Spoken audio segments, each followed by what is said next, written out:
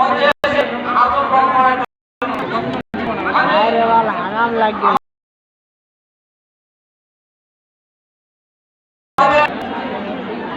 in charge মাননীয় হরিমোহন মজুমদার মহোদয়কে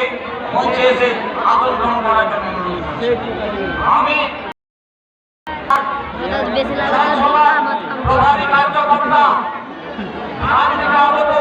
মাননীয় কৌশল বিদ্যার্থীকে আসন গ্রহণ করার জন্য আমি আমাদের প্রধান সাহেবা